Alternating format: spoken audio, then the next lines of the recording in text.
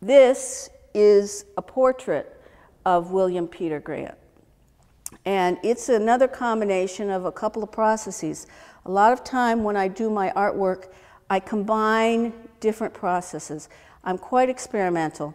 And so in this piece, I have the brown is a photo etching, and then I've added hand-colored watercolor on top.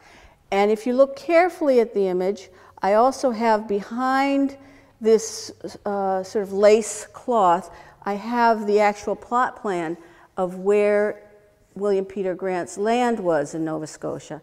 And this was where my mother and I were able to go and look at his property. By this time, the house had fallen in, and all that was left was a foundation and some apple trees. But we were very lucky to actually be able to go and walk the land that William Peter Grant walked in Nova Scotia.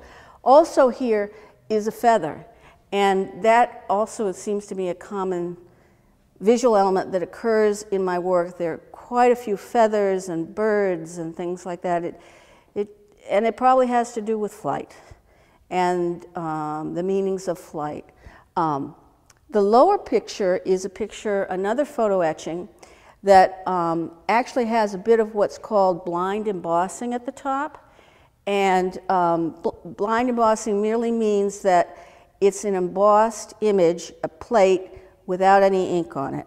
And this happens to be a farmhouse, again in Nova Scotia. And the story goes that when my mother and I went up to Nova Scotia, we talked to some fellows that were into genealogy, and they drove us around. And this man named Weldon Fraser said, "You know, I think you might be related to this one family." And it turned out this family were the McLeans. John McLean was the head of the household, and he had a dairy farm. And so when we were invited to his house for, I think it was like tea or something like that, and we went over to the house and we sat in the living room around and talked with them. And I could tell that they were a little wary of us. I mean, who were these people coming from Connecticut who said they were family? And so we told them our story and why we were there and what we were searching for. And wouldn't you know that John McLean pulled out the same letter that we had had written by William Peter Grant. What he had done, he had such foresight. In 1907, he had made copies of the letter and sent it around to all the living relatives. And so this letter then had been passed down.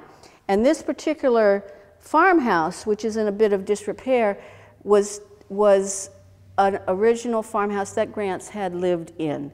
And so because he was a dairy farmer, you'll also